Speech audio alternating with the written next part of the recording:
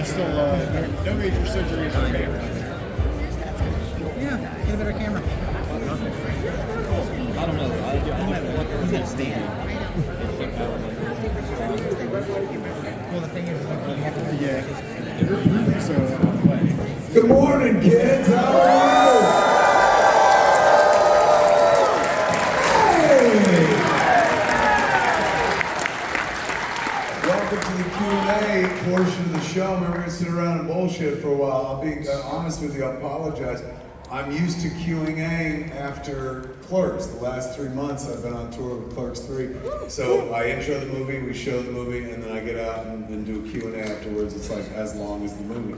But throughout the rest of this evening, I will constantly be going like this whenever I say Clerks 3, because that's what I do every night. I'm like, Clerks 3 and shit like that. So if you see me indicating to something that's not there, I'm not high. Well, I am high, but it has nothing to do with that.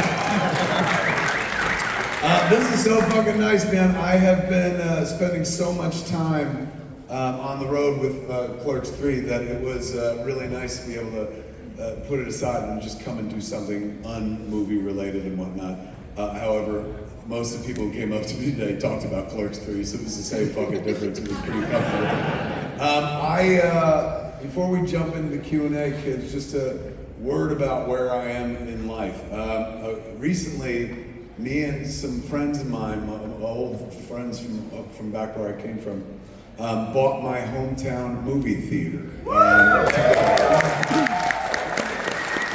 It was called the Atlantic Highlands Twin Cinema when I was a kid. It used to be the Atlantic Highlands Movie Theater. Then they added one theater and it became the Atlantic Highlands Twin Cinema. Then since then they've added 3 more screens, so it's a multiplex. Exactly. It's got 5 screens. The biggest theater is like 230 seats. The smallest theater is about 100 instead. So I used to go to this theater all the time when I was growing up. This was the theater my father would take me to go see movies at and shit like that. For example, recently we watched The Best Little Whorehouse in Texas in that theater, and as we were watching it, I remembered that the first time I'd seen The Best Little Whorehouse in Texas was at that theater, in that same fucking room. And it really tripped my fucking head out, man. Like, it was kind of crazy. I'm discovering all sorts of things by being at the fucking theater. So, I used to go there with my father when I was a kid. Then in high school, like, that's where I would go on weekends, like, you know, when new movies came out and when I was dating my girlfriend. Essentially, that's why I got a series of hand jobs in high school. So my DNA is all over the fucking seats of that place. Only made sense that I buy it and shit. So we had been working on our little Smod Castle Podcast Theater, which is in Leonardo next to Quickstop. And we were talking about doing like a film festival. My partner Ernie O'Donnell, castle keeper Ernie O'Donnell, who plays Rick Derris in the movies and shit. He was like, we should do a film festival here. And I was like, why? Which is so weird because a film festival started my whole fucking career and shit. But he's like, because I've been making films and submitting to festivals lately, and I think it'd be cool. We got a little place here that we could host it and shit. I was like, all right, Smod Castle is a 50-seat theater, the podcast theater.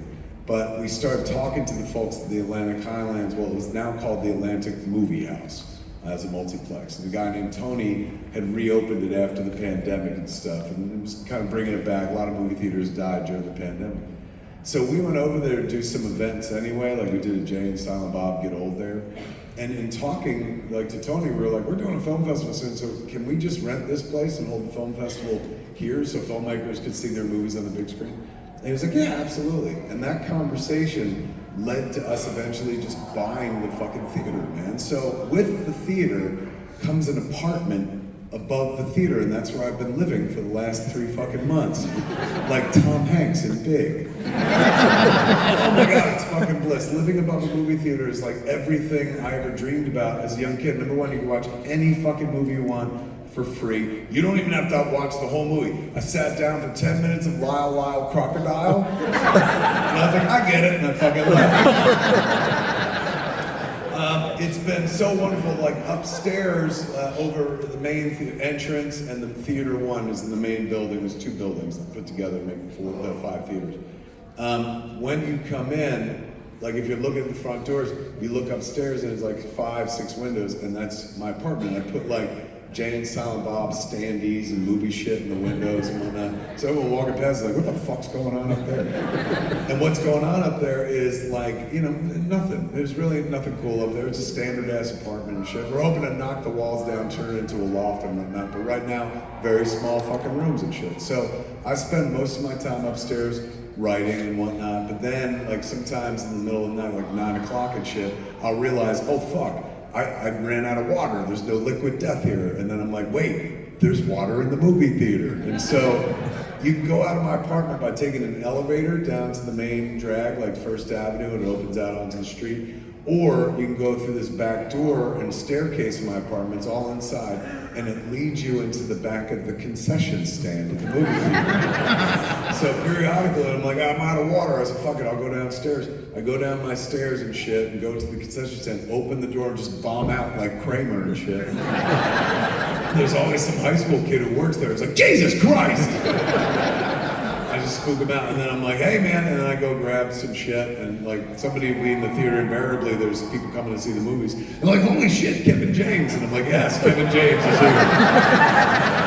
Leah Remini says goodbye, and I fucking head upstairs and shit. The other night, I was like writing, and I had a craving for fucking Twizzlers, and I was like, well shit, they got them downstairs.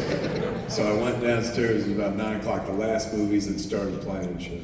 And I walked out the door, and there was a girl there, Kiernan, who I'd met before.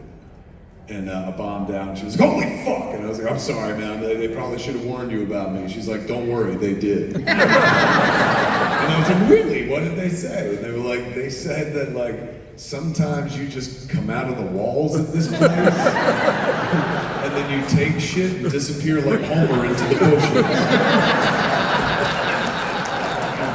It's like, that tracks, that sounds about right.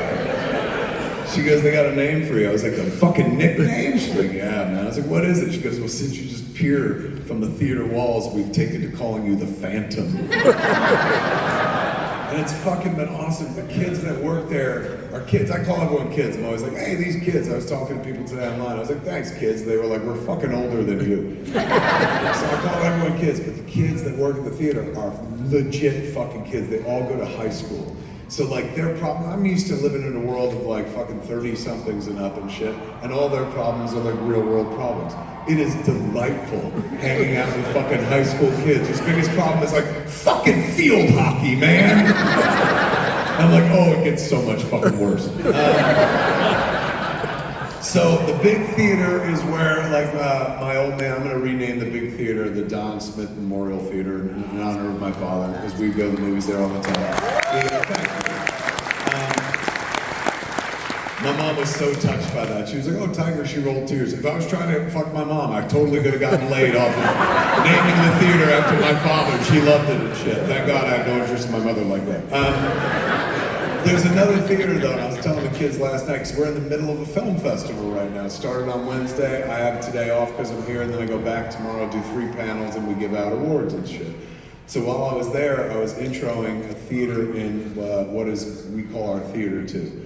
Which was a theater they built when I was a kid. Like, it used to be a single screen, and then one day they announced that they were gonna lose a quarter of the seats in the theater because it was gonna create a hallway down to another theater, and it was gonna become a duplex, 2 screens. And we were like, holy fucking shit, man. Like, I remember when they built the new concession stand, and it's tiny, it's not even as big as the other concession stand, but in 1983, that was the equivalent of like Tesla. Like fucking, it was so massive and new in our area and shit. And so they, I saw Die Hard there. There was a theater where I fucking first saw Alan Rickman and shit like that. In the movie, not in real life. I saw Scarface in that theater. And I went to see it with John Kovic, a friend of mine from school. And my parents brought us to the theater to drop us off. And we said we were gonna go see a PG movie and shit. So we bought tickets to the PG movie, and then we hustled ass down to Scarface 10 minutes into the movie and stuff. And sat there. We were the only 2 people in Scarface, 2 fucking 13-year-old kids and shit, having a fucking blast. But John Kovic's mom was scheduled to pick us up, and she came a few minutes early, and she went looking for us in the other movie, and we weren't there. And then they were like, well, there's another movie in the back, but I doubt they're in that. Miss Kovic went to it, and there we were, in Scarface, and she sat down and joined us, just as Mary Elizabeth Mastrantonio is going, you wanna fuck me, Tony? Fuck me, Tony. And like putting a gun in her panties and shit like that. Mrs. COVID got up, fucking stormed out, man. And John's like, we gotta go. I was like, fuck no, the movie's not over. And we watched. And then we went and joined him, and the whole fucking ride home, his mom just berated him. She's like, John, I'm so ashamed of you. How could you do that? That woman's breasts were out and stuff. And she's like, is this his problem? Did he do this to you? Like blaming me and shit like that. So, just the other day, I realized that based on that incident, we're gonna rename that fucking theater the Dottie Kovic Memorial Theater.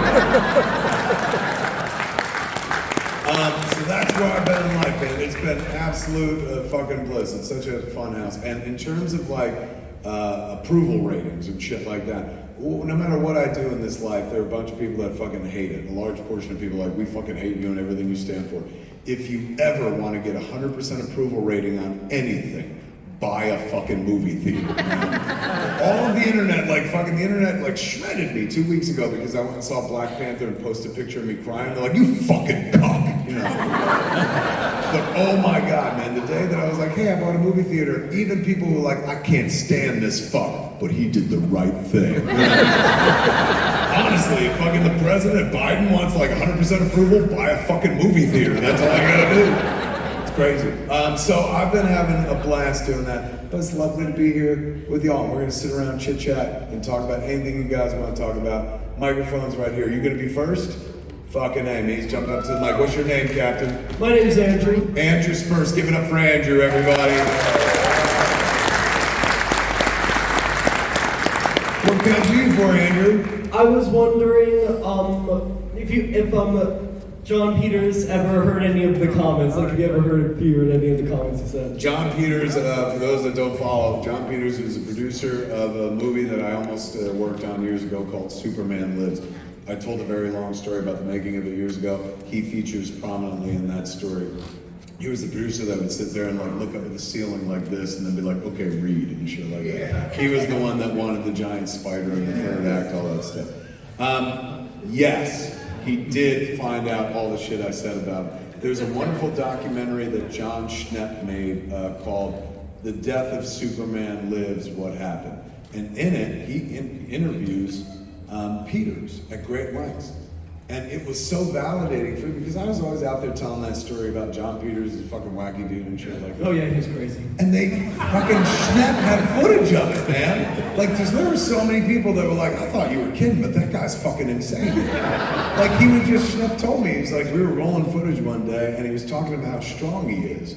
And all of a sudden, he just attacked a dude in the office and fucking noogied him and rag-took him to the ground. He was like, see, I don't need Batman and shit like that. He was a weird guy. So he did hear the shit I said about me. From what I understand, he was very dismissive about it. He was like, well, Kevin doesn't really have a career, so it doesn't matter. But yeah, that was it. Thank you. Thank you, my friend. Well done. One question down. Holy shit, what's your name, Captain? I'm Brad. Brad? Yep. Give it up for Brad. Brad's next.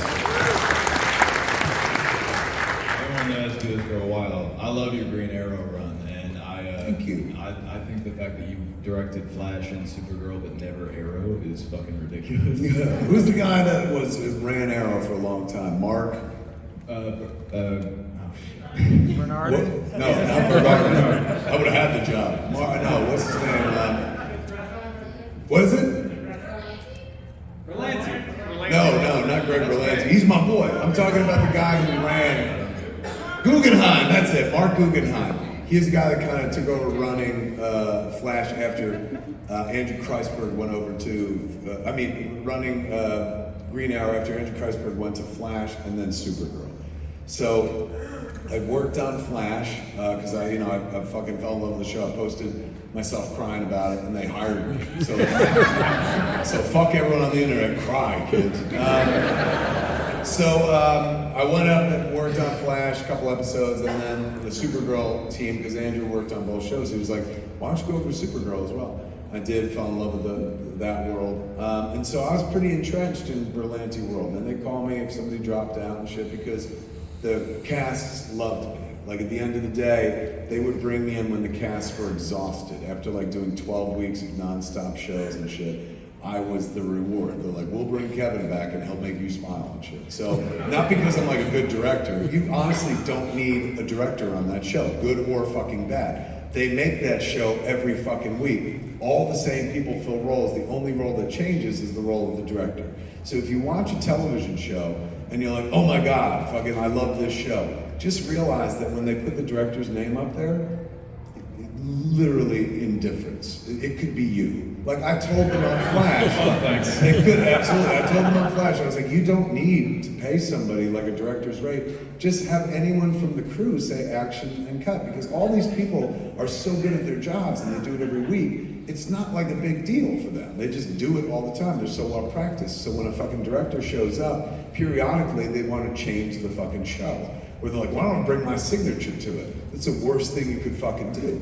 Because if the show don't look like the show, they get calls, they get letters, everyone gets pissed. So essentially you walk in and you have to shoot the same show that they shoot every week. So I always felt it was like, you don't need me. You don't need anybody. You know, basically once you're up and running for a year, everyone knows what their roles are, and it's arbitrary about saying action and fucking cut and stuff like that. So I always felt like, you know, I would go out and be honest about the job, which doesn't really like extol my virtues as a director. I'm like, anybody could do this, you don't even need me. And they eventually figured out they didn't, and I never came back.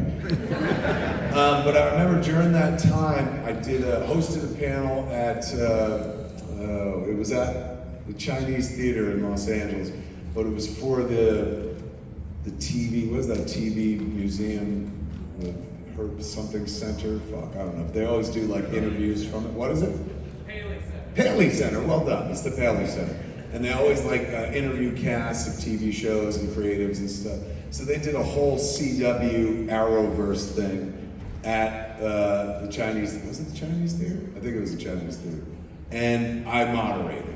So, you know, it was like a couple people from Flash, a couple people from Supergirl, a couple people from Legends, a couple people from Arrow and stuff. And they're creators. So we were backstage, and Mark Guggenheim was there. Mark Guggenheim doesn't like me because I'd worked on a show called Reaper years ago. I did the pilot. His wife,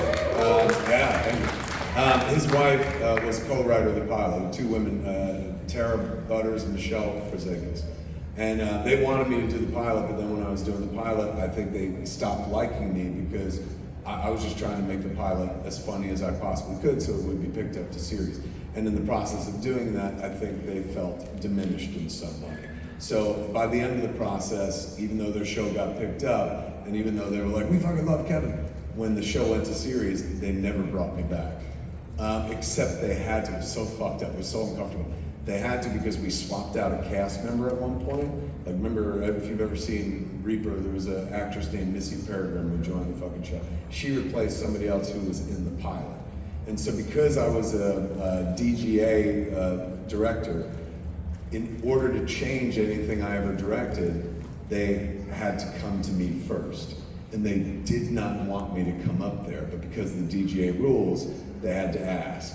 And so my agent was like, they don't want to ask you, but like they have to because of the rules. So when they asked, can you just like politely pass? And I was like, oh, absolutely. And they called up and they're like, hey, you know, we're changing the pilot a little bit, so we need you to come up direct. I was like, yeah, great, what day? I'll be there.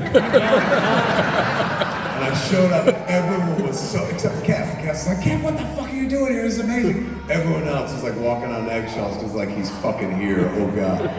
So Tara was Guggenheim's wife. I don't know if they're still married and shit, but because of my experience on Reaper, because of the experience I guess she had on Reaper, maybe that left a bad taste in his mouth because his wife didn't like me, so that stands to reason. I've been married. If my wife doesn't like somebody, better damn be Skippy. I don't like them either and shit. Otherwise, I'm not getting laid. So I always chalked it up to that. Like, Mark didn't like me for that reason. So I finally meet Mark Guggenheim. I know he don't like me because I saw somebody on Twitter who was like, hey man, when's Kevin Smith gonna direct an episode of Arrow? And he wrote, never. Now, you don't have to write shit, you know what I'm saying? Like, there's a zillion tweets, you don't have to answer that one, but he was like, oh, I'll answer this, you know? So, to me, that made it very clear that he had a distaste for me. So, there we are at this fucking panel for CW and shit, which I think is at the Chinese Theater, but maybe I'm wrong. I'm pretty sure it was at the Chinese Theater. Maybe I'm wrong, fuck. Maybe it was downtown, like LA Live or something. Regardless, it was like a big fucking room and shit.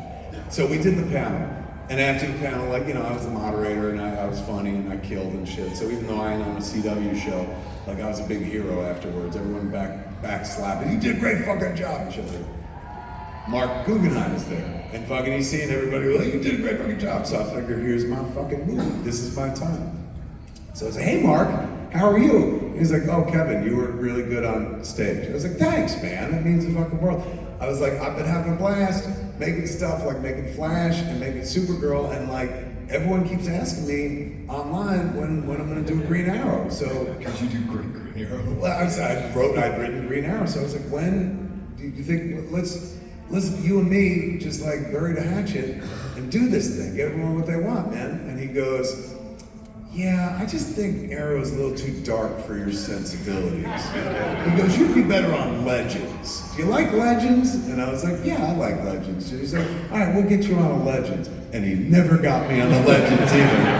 And he never got me on an Arrow. Now, having worked on Supergirl and having worked on Flash, and all those shows are done now at this point, right? Yeah, I think Flash has its final season. Flash is in its final season. The thing that I was told repeatedly up in CW World, which is Vancouver, where they shoot all the shows, is Kevin, you would not enjoy Arrow. And I was like, why? And they were like, I love Green Arrow. I love Green Arrow more than I love Supergirl and fucking Flash. They're like, trust me, it's not your kind of vibe. And I was led to believe that it was a dark set, not dark because the material is dark, but there were elements at work, people, personalities at work, that kept it a fairly unpleasant place to work. And I was like, well, I can fucking flip that script. I'm the fucking happy guy. And like, not in this case. So I was kept as far away from Green Arrow as possible, even though that was the fucking book that I'd written, and probably of those shows, the one that I was most geared to make. But Mark Guggenheim just didn't want me on the fucking show, one iota. So, Well, I don't mean to be greedy, but I was wondering, like, maybe you could call it James Gunn and do a movie, because you'd kill it.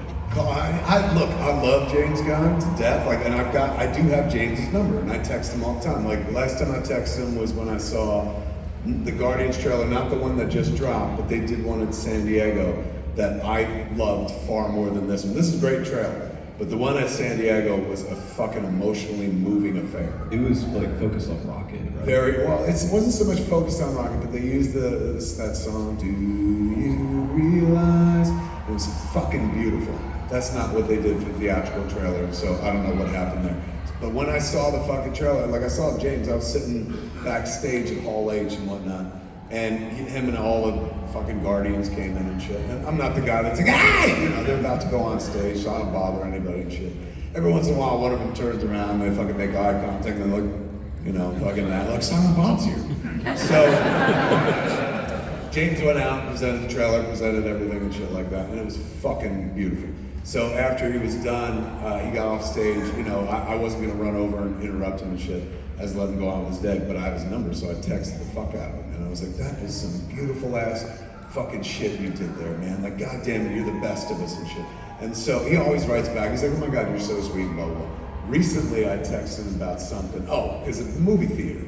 Like, one day I was on the plane, and I was like, I gotta start bringing all the fucking people I know to the movie theater. So, like, we had George R.R. Martin came last month, and a bunch of people online were like, fucking let him write the book, asshole! But he came, and, like, we sat around bullshit for 2 hours. It was absolutely wonderful. So, I started reaching out to some fucking people. So I reached out to Zack Snyder, man, he's a Jersey native and shit. So I was like, Zach, come to my theater and let's do a Q&A. And he's like, great, I'll show Justice League. I've never showed it in the theater. So he'll be coming in the beginning of the year. I reached out to Jason Reitman, he said he was coming.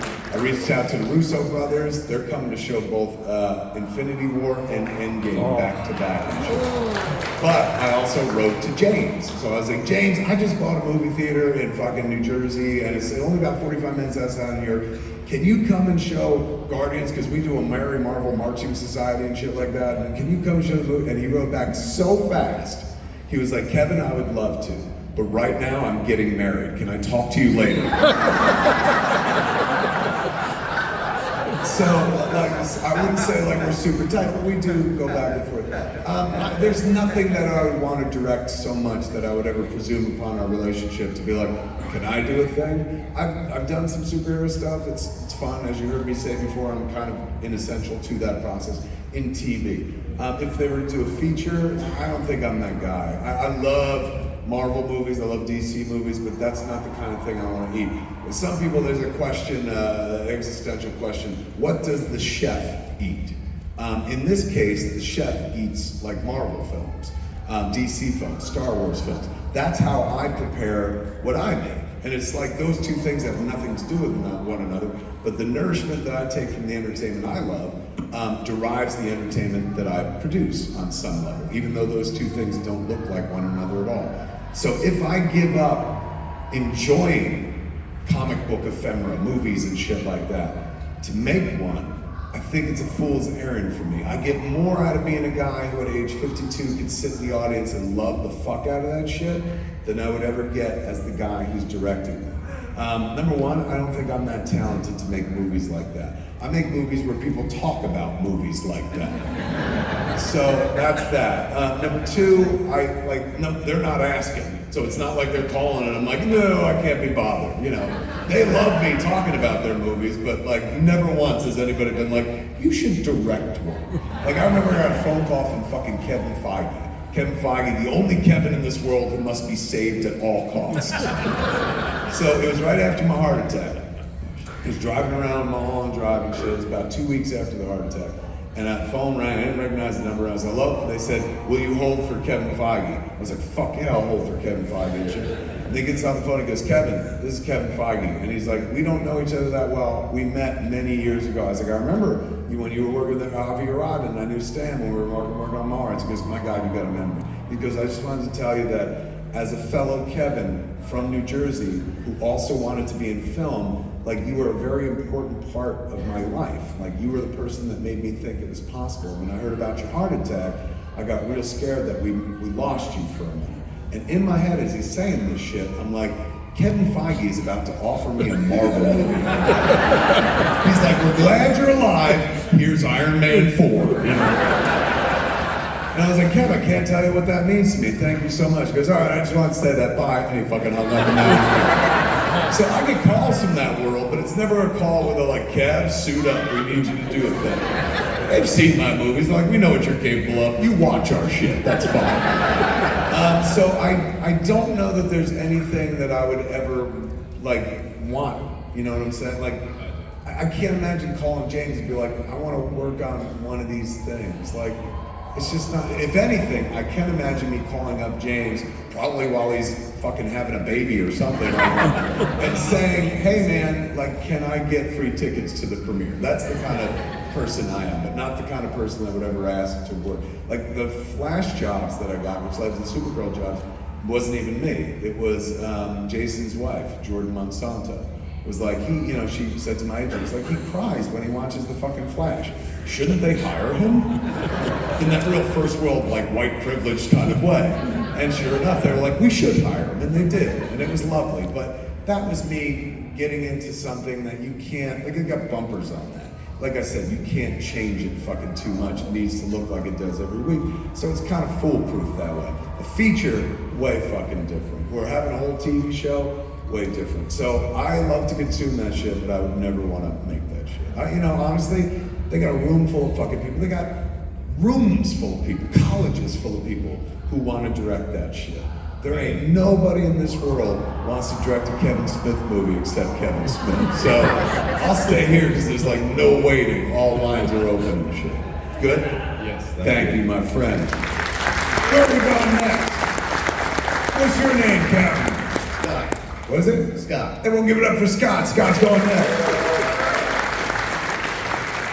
What can we do you for, Scott? Well, I am a longtime fan of your work. Thank I've you. been following you for many, many years. Thank you. Was very shocked when I heard that you did have a heart attack. I recently watched your special. The stand-up, yeah. The stand-up that you talked about that. Yes. What I like to know is, you literally look like half the man that you were before that. Half the man, none of the integrity of the old guy. The weight loss looks amazing on you. Okay. Just want to know how long it took and how much you've lost. It is, let's see, how long? It's an ongoing process, like it just continues and stuff. During the pandemic, I put some back on, of course, like everybody else. And now I've taken it all back off and then take off some more.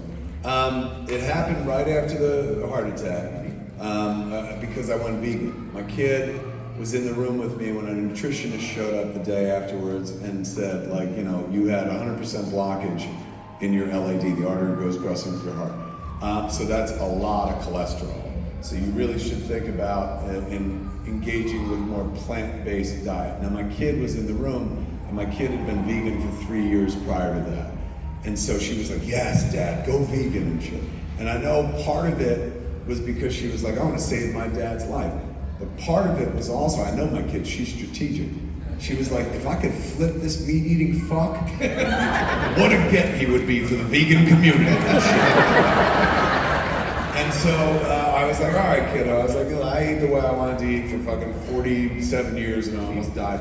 I'll try it your way for 2 months and shit. So I went vegan. Used to be happy, now I'm fucking vegan. And it worked out, man. I said I was gonna do it for 2 months, but in February it'll be 5 years. I don't miss anything. I'm not, now, let me just be perfectly clear. I'm not up here telling anybody or asking anybody to be vegan. It triggers people no fucking end when you mention you're vegan and shit like that. Well, you want something? Like, I'm okay, I'm a vegan. Like, well, now I'm gonna eat 4 times as much fucking meat because of you. And they're like, well, you have fun with that. So I tend not to talk about it in that way because people feel like they're being recruited and shit. I'm not recruiting anybody. Don't go vegan. Fuck yourselves. Like, it's not my agenda either. I'm not like going, I believe in it in a big way. But it fucking works. Like I've had 4 people today go like, what did you do? And I was like, you're not gonna like the answer. I'm like, what is it? And I was like, I fucked the devil. I said, what did I do? I said, I went vegan. And they're like, oh. I was like, I know. I said, but when you go vegan, it eliminates all the fun stuff, right? So all the stuff that just packs on the fucking weight. So once you eliminate that, it just starts falling off. And then I also walk like about 3 to 5 miles every day. Nothing strenuous, just go walking for like 2 hours, listen to music and shit like that.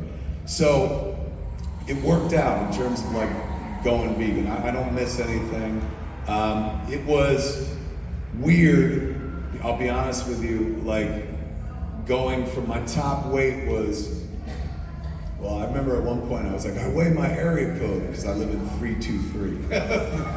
And then I was like, I can't go bigger than that. But then I went to 330 at one point. It was 332. When I had the heart attack, I think I was 290 or something. Now I'm the least I've weighed in my entire fucking adult life. I'm 190 at this point. You look amazing. Thank you.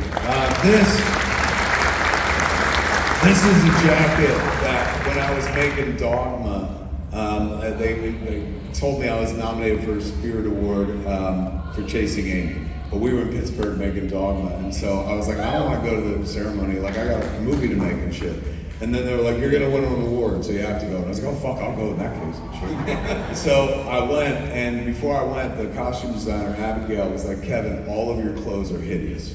And I was like, well, thanks for putting it on fucking Front Street like that. And she goes, if you're gonna go to this award ceremony, let me get you a jacket. She's like, you know, she was dressing the boys, Ben and Matt, in Hugo Boss. She's like, I gotta connect to Hugo Boss, let me get you a Hugo Boss jacket.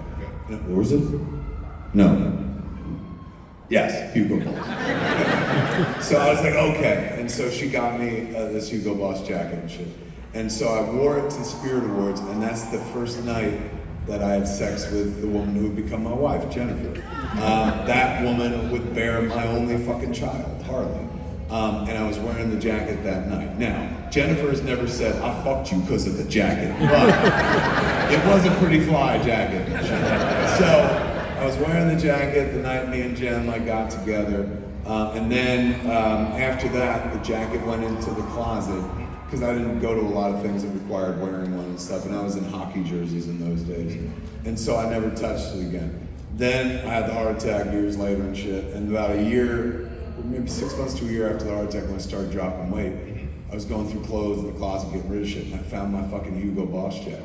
So I was like, oh my God, let me see if it fucking fits. And this is a jacket that I bought, or was bought for me in 1998. It still fucking fits perfectly. In fact, it's roomier now. So it's a weird feeling because there are some times where, you know, I'm used to moving much more mass through physical space. And suddenly it's not so much. It's suddenly like wider turns become tighter. I don't know how else to explain it. But the downside, the real fucking bitch of all, is because of the heart attack, they put me on blood thinners. And because I lost weight, I've lost like a layer of insulation. I am so fucking cold at all times. All times. A perfect example of this is like, you know, during the day they build in breaks for me to go smoke weed and shit. So they were like, hey, your first fucking break's up. And I was like, oh, fantastic, I'm gonna go get a joint. I walked outside and I was like, fuck weed. And I walked back down. This was so fucking cold. Like, I couldn't imagine what it would be like. I couldn't enjoy it. Like Jack Nicholson in The Shining and shit. So losing the weight, the bad side has been that. You know, good news is I live in California and it tends to be nice. Bad news is I spent a lot of time in New Jersey where it tends to be fucking cold all winter long and stuff. So it'll be a weird battle to regulate. I've been turning the heat on in the apartment. Liv and Josh, my tour managers, have been touring Clerks 3 with me and stuff. They stay with me and whatnot. And you know, they're a couple, so they're in bed together under blankets and they're warm. I'm by myself at the place and stuff, so I turn the heat up to 80 every night. And they come to my room and scratch at the door like fucking animals and be like, please, turn it down. I was like, I can't, I have no more blubber. But it was, all told, it's an ongoing process, but I would say I lost the lion's share of the weight in the 6 months following the heart attack. Like I said, you look amazing, and also I want to thank you for the beautiful tribute you paid to Kevin Conroy on a recent YouTube video I saw of you. Yeah, that was from we were on tour, the Clerks convenience tour, and somebody asked, it was like a day or two after Kevin passed. Yeah. And they got me in a very fresh place. And it turned out nice. A lot of people seem to react well to that, which, you know, we all felt the same way about it. It's nice to like put out a sentiment and have it co-signed by the masses, and the sentiment that, you know, I don't think it's fucking very original, but like, that guy did his job so well that whenever I read Batman for the rest of my life, I will hear Kevin's voice. He'll be gone, I'll still be a Kevin.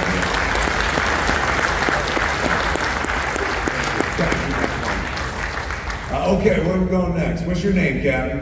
Hello, I'm Rory. What is it? Rory. Rory, give it up for Rory. You're going next. First of all, I was just wondering, what do you think is like the most meaningful like Silent Bob quote? Because I notice like every time he says something, it's shockingly meaningful sometimes. What is the most meaningful Silent Bob quote? All right, so in Clerks, he's like, you know, there are a million fine-looking women in the world. That's the sentiment of a 20-something. You know what I'm saying? Like, I'm 52, I can't co-sign that anymore. Some things I watch in Clerks and I cringe because I'm like, oh, this guy just desperately wanted to be the edge and shit like that. So, let's see, in Mallrats, I steal a line, adventure, excitement. Chasing Amy, I give a big-ass fucking speech and shit. Dogma.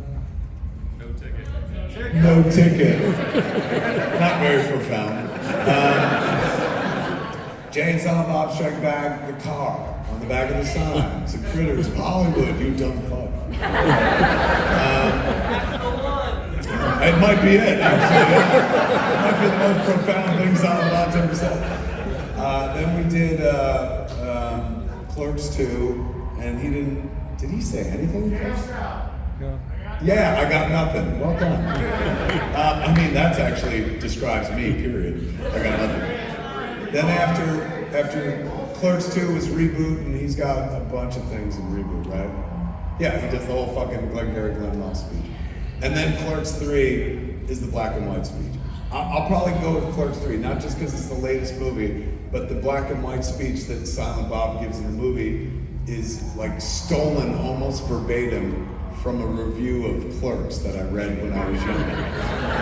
You know, when we made the movie, we made it in black and white because Dave Klein, who was our DP, who grew up, by the way, to shoot fucking Boba Fett and Mandalorian season 2 and 3 and stuff.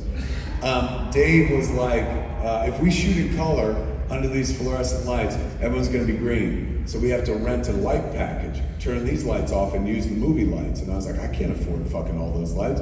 Why can't we shoot under this? He goes, everyone's green. I was like, if we're in black and white, will we still be in green? He goes, think about what you just fucking said.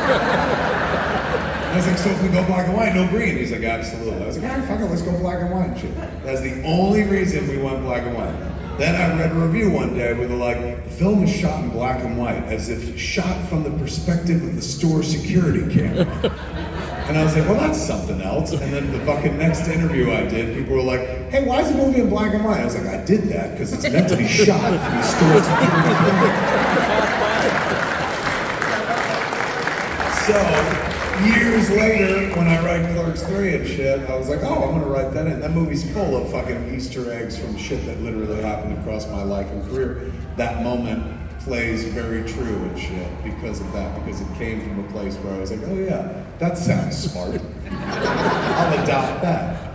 So, my other question was, after you released Dogma, I was wondering, how did you deal with the controversy? And also, so I saw that video of you like actually protesting your own movie, which props for that. That is one of the best things I've ever seen. How did you kind of like deal with the controversy? And during the when you were at the protest, were you kind of concerned about one of the protesters recognizing you? Yes, and first off, I have a question. How old are you? 22. 22? Like I said, I grew up with your movies, man. I know, but you were cum when we started making these movies. It's so delightful. Anytime like a 20-something likes one of my movies nowadays, it's like an angel gets its wings. It's really special. Thank you. Is how well they've aged, like with a lot of the issues. Have they aged It's well? terrifying how well they aged. That's so weird. I never thought about that. But I'm telling you, having a 22-year-old ask me questions that, and this is not an insult by any stretch of the imagination, but I've been answering these questions for like decades. For you to come up and ask a question that I haven't answered in probably 10 fucking years, but know very well how to answer, is a delight for me, number one. Number two, it's also like, oh my God, if enough 20-somethings get into my movies, I get to do this all over again. Because they've never heard any of the stories. They're gonna be like, oh, let me tell you the fucking John Peters story and shit like that. It'd be amazing. Okay, but the question was the protest. Yeah, that and also just like how you dealt with the controversy of drama, like how you played off of it and all that. Honestly, I was not expecting controversy or drama with Dogma because I was like, it has a rubber poop monster in it. Like, who could take this movie seriously? But a lot of people did, way more seriously than I took it. Miramax received 400,000 pieces of legitimate hate mail. 3 were death threats. I'll never forget, there's one that I memorized, I still know it to this day. It said, you Jews better take that money you stole from us and start investing in flak jackets. Horrible, really horrible. And at that point I was like, well, I'm Catholic, so I don't know who you're talking. It was pretty heinous. People got very angry. People, you know, people of faith, some don't really have a sense of humor and they don't want you fucking around with their sacred cows and stuff. So I was not dumb. I kind of understood it to some degree and stuff.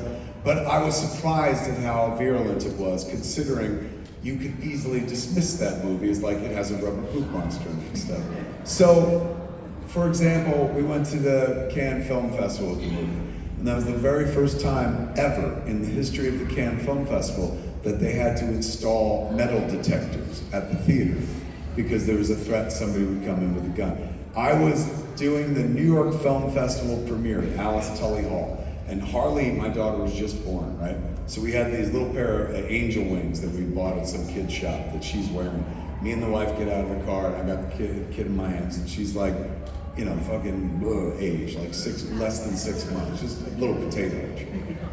Get out of the car, 1,000 people praying, holding up statues of Mary and Jesus, doing the rosary out loud, fucking shooting daggers at me as we got out of the car. So we move through the protesters, get inside, and I'm gonna go up and intro the movie, and I'm gonna bring the kid with me, because what the fuck, what an adorable prop.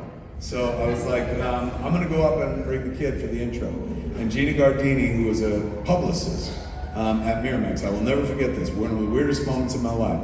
She comes over to me and she goes, are you bringing Harley out on stage with you? I said, yeah, that's the move, man. I figure I'll go out with the kid, they'll be a little more sympathetic about the whole fucking movie, right? Like, fucking, I got a kid to feed kind of thing.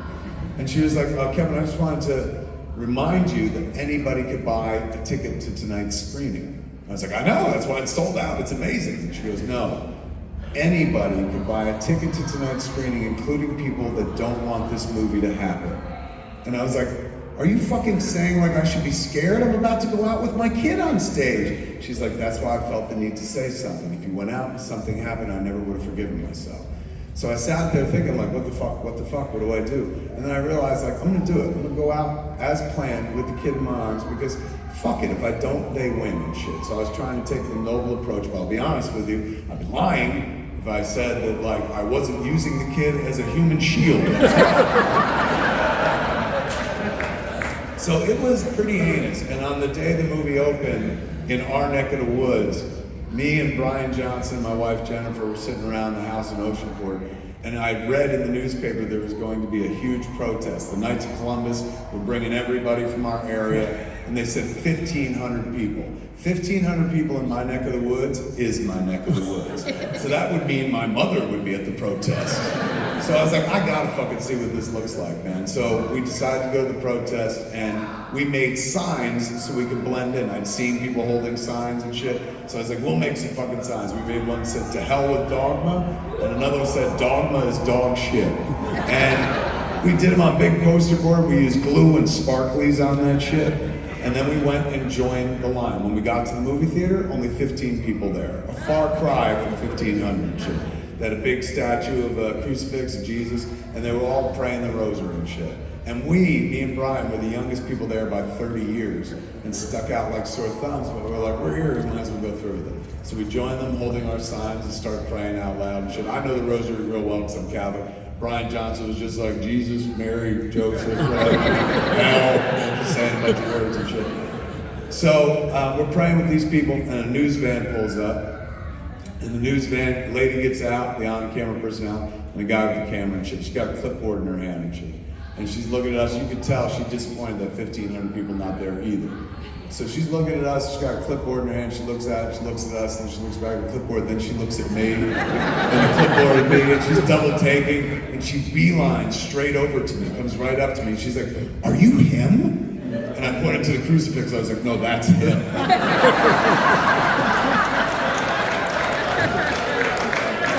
And she was like, you're not the director? And I was like, oh no. And she goes, well, can we talk to you on camera?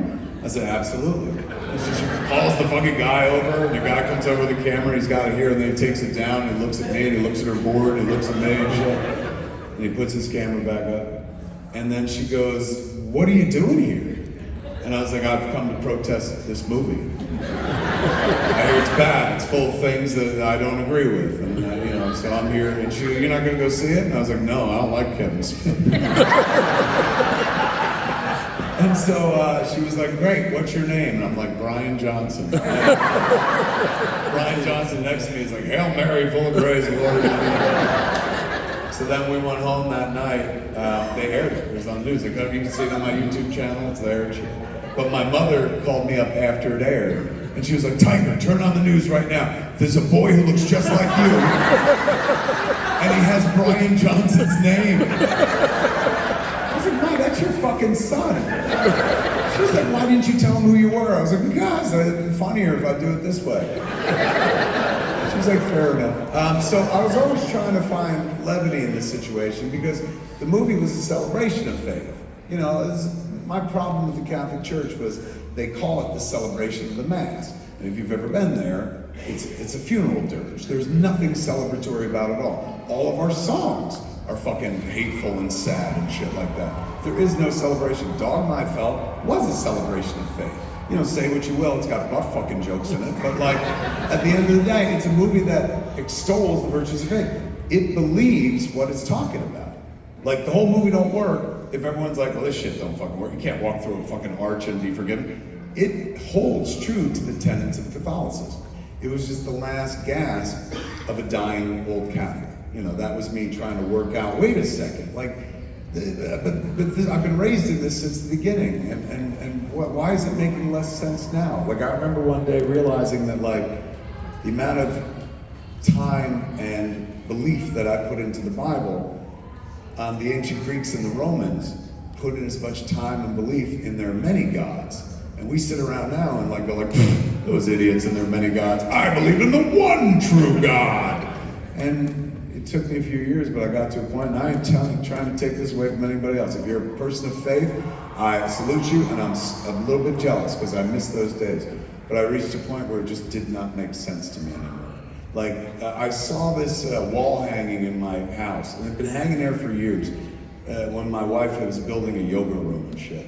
There's a print, it's like a Buddhist print, and it's got writing on it, and I never really fucking looked at it. It's hanging outside the elevator, and I was waiting for groceries to come up, so I was standing there, and I looked at this fucking thing, and it said, "May you realize your divinity in this lifetime."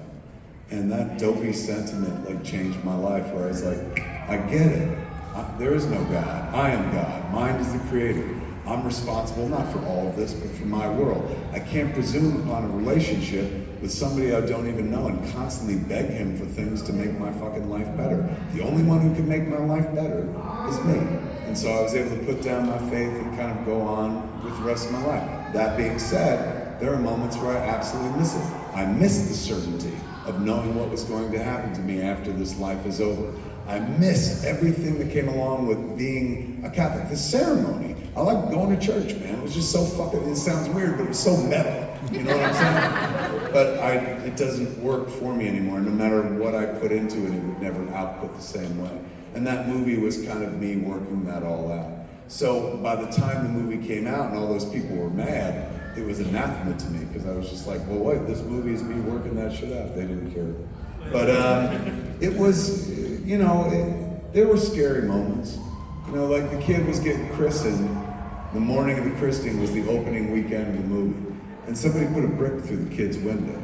And, you know, fucking her crib was over there and her window's here, but like, could have been fucking way worse and shit like that. So, you know, I remember I had a conversation with Jennifer, because I wrote Dogma before I ever knew Jennifer. I was making Dogma when I met Jennifer. And then I got married and had this kid. And there was a, you know, kind of like conversation with Jennifer at one point where she was like, we can't go through this all the time, every time you want to make a movie. Like, we can't worry that somebody's gonna fucking put a brick through the kid's head or shoot you in public. And so she was like, maybe, I know you like to do whatever you like to do, but maybe you could wait until the kid's grown up before you do something like Dogma ever again. And I was like, okay. And then I made Red State a couple of years later. So it is, you know, there's still parts of me that are reticent to touch that subject matter, especially even now. When we made both Dogma and Red State, the world didn't look like it does now. Now the world's at each other's fucking throats. It's so heavily politicized, and people have very specific feelings about their faith and stuff, which feels like about the right time for me to jump out and be like, okay, here are my thoughts. Now that the kid's grown up, she's 23, she has her own fucking house, I don't have to worry about her anymore, right? Like, if somebody wants to be mad at me, they'll take it out on me. They're not gonna take it out on my kid who doesn't even fucking live with me anymore. And, you know, Jennifer asked me to put it aside for a while, but she wasn't like, put it away forever. She was like, wait till the kid grows up, then piss off whoever you want. And we've just about hit that point. So I think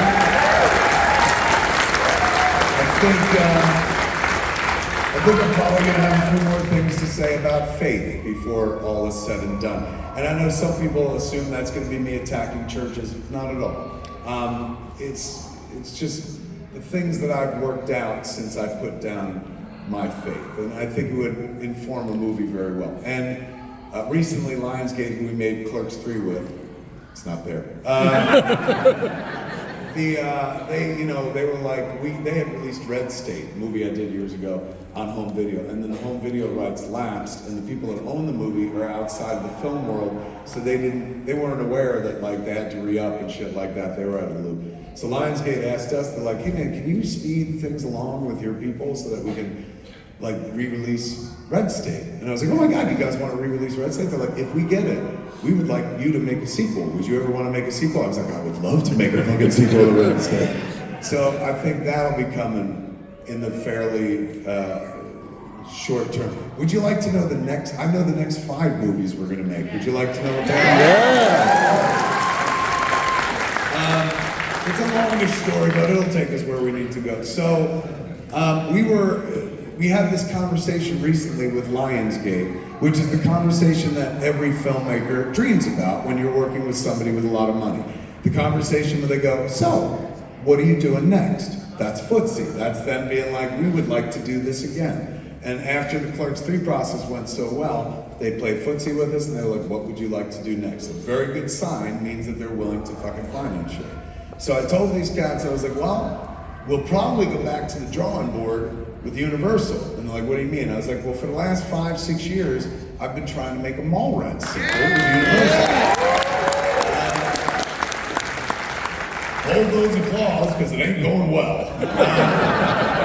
When I first walked into Universal, I was so excited. I was like, kids, I'm ready. I'm ready to make Mallrats 2, man. Let's fucking do this. And they were like, we own Mallrats? I was like, fuck yeah, look it up. They looked it up, they're like, we do. You know, that's so neat. I love Mallrats. I was like, fantastic, because I wrote a sequel to it. It's called Twilight of the Mallrats. Everybody comes back, man. We can make it for like $7 million. Let's fucking go.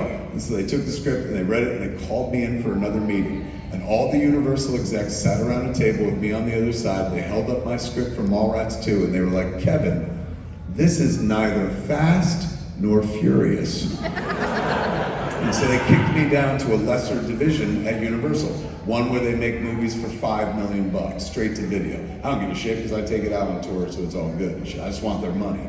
But our budget is $7 million because it's a mall movie post-COVID. All the COVID costs increase our budget by $1.5 million because you got to test people 3 times a week and shit, and we got a big cast and we're shooting in public and stuff.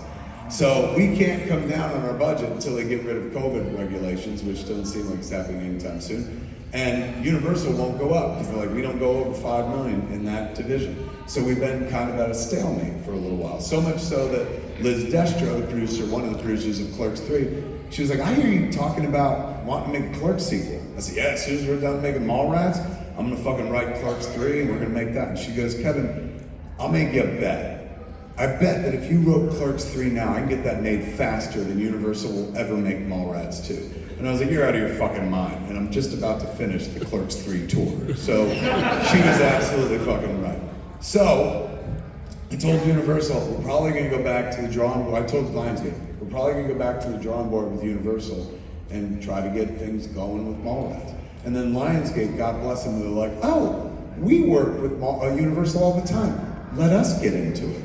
And so it could be that Clerks 3 is the chaopectate that loosens up the shit that is Mallrats 2. So that looks like it's gonna be the next fucking movie now. However, if Universal drags ass, I have to have a pivot movie. I learned that long ago. One year we waited for a green light on Dogma from 1997 to 1998. We did nothing except sit by the phone and wait for them to say yes. And I swore I'd never do that again. I was like, I will work a bunch of different things, and whenever the plate stops spinning, that's what gets my fucking attention and shit. So, I have a pivot movie in case Universal drags ass again. As I said, I live above a movie theater.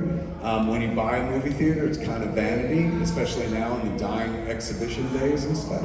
Unless you can figure out how to monetize it properly. So aside from showing first-run movies, which every movie theater could do, and aside from bringing in podcasts, which I could do, and aside from bringing in special events programming, which I could do, the easiest way to monetize a piece of property is to make a movie in it. So once you have a movie theater, you have a fucking pretty interesting set. I wrote a movie called The 4:30 Movie. It takes place in 1986, and it's about me and my friends and what we would do every weekend. We'd pay to see one movie and then hop theaters and watch fucking 5 different movies and stuff.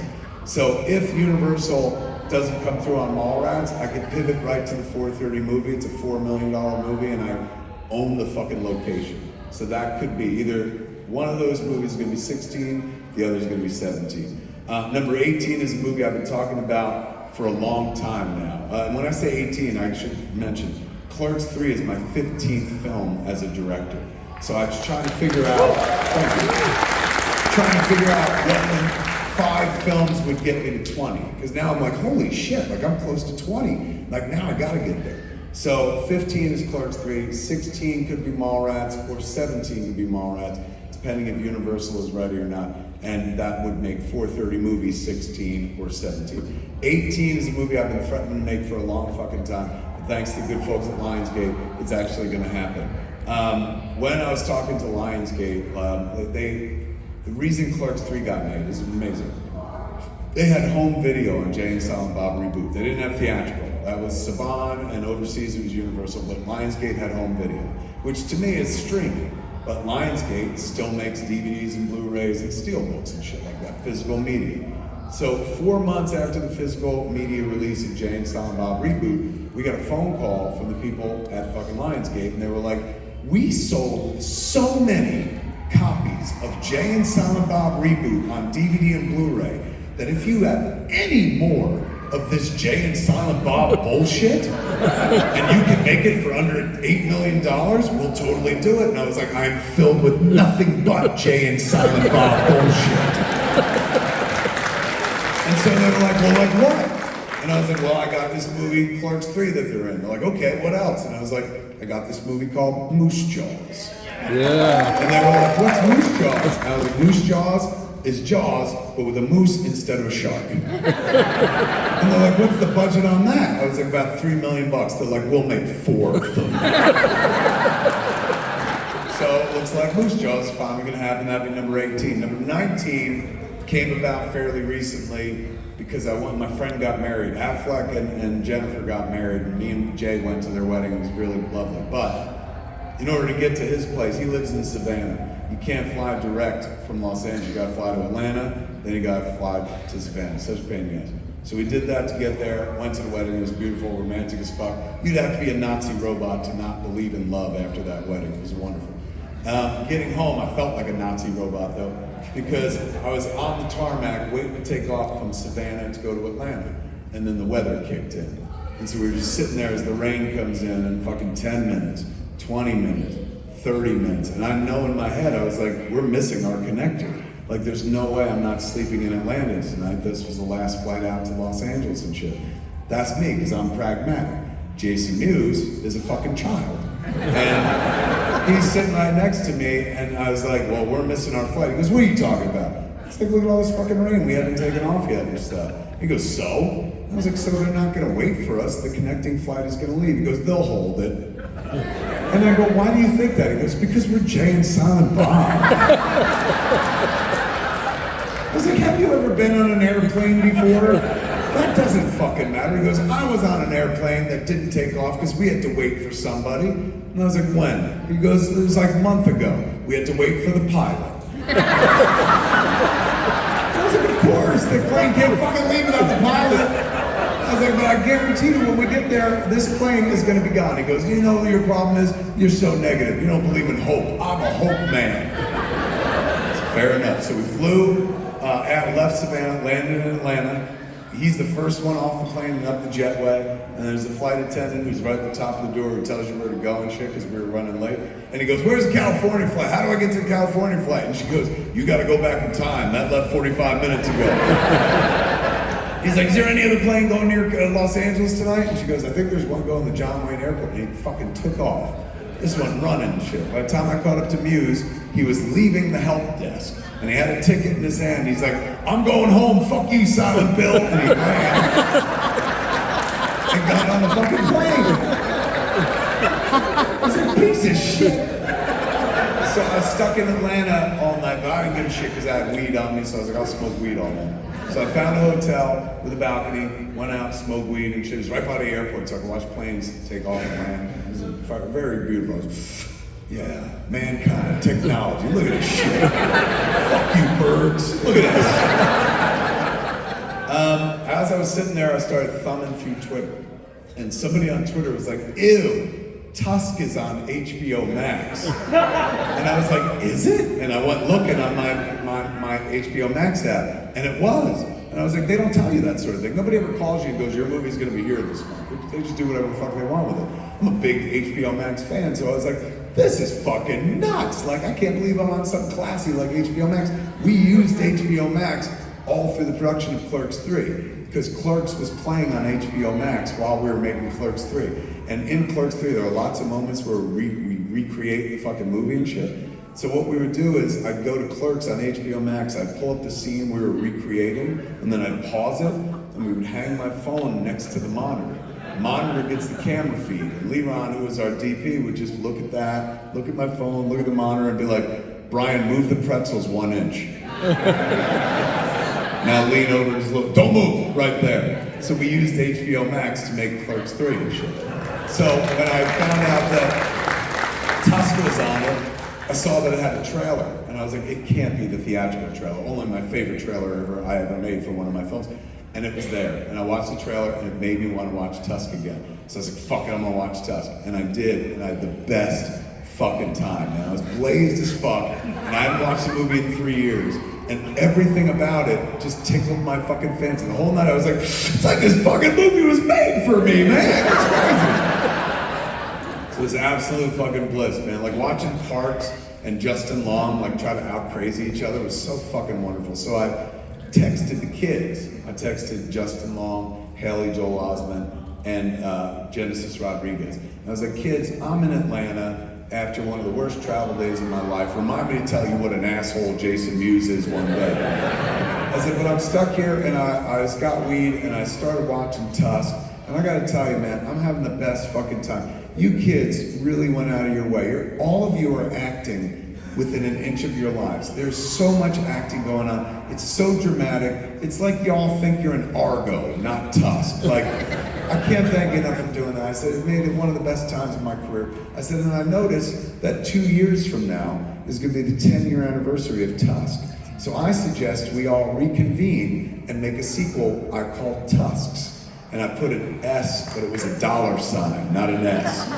And the $sign was because there's this old story about, well, number one, the $sign is because last time we made Tusk, it bombed. This time, it will fucking make money. But it's also an homage to like Jim Cameron years ago had pitched Aliens at 20th Century Fox. It's an apocryphal tale, who knows if it's true. But the story is Jim Cameron, who did not direct Alien, wanted to direct Aliens. He went into Fox to pitch it. And so all the Fox execs were in the boardroom and shit. Jim comes in, goes to the whiteboard, and he writes, Alien. And the execs go, And then he puts an S at the end. And the execs go, Then he puts 2 lines through the S and make it a $sign. They're like, So, 3 kids had 3 different reactions. Genesis Rodriguez was like, I can't wait. She's lovely. Haley Joel Osment, very funny. He wrote, I see dead people. Justin Long, though, had my favorite reaction. He just wrote, And 5 minutes went by, and then he texted again. He goes, wait, are you fucking serious? So I called him up. I was like, fuck yeah, I'm serious. We're gonna do this. He goes, you destroyed half my career with Tusk. I was like, bitch, I'm back for the other half.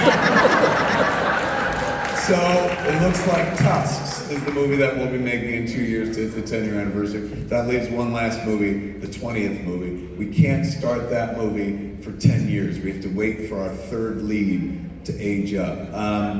I've fallen in love with the notion of trilogies lately. You know, like, because we just hit, I keep pointing, it's not there. We hit a trilogy with Clerks 3, and that's rare breathing space. It's like me, Richard Linklater, Michael Apted have indie trilogies and shit like that. The list is very fucking small.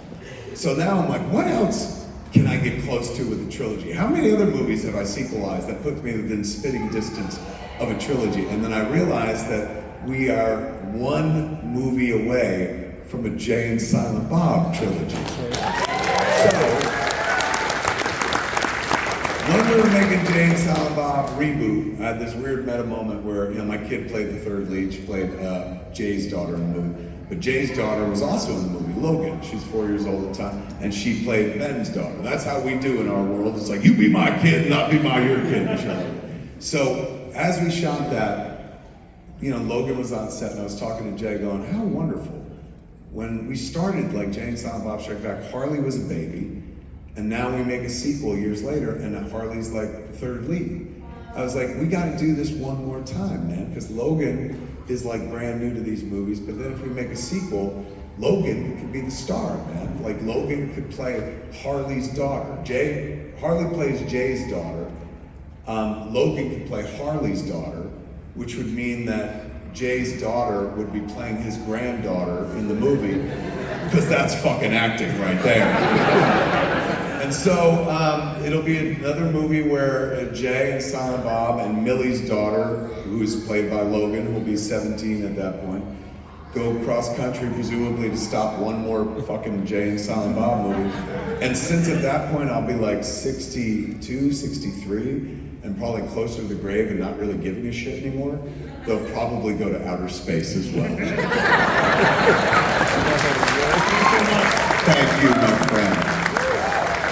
kids, who wants to know what next? Jump up to that microphone.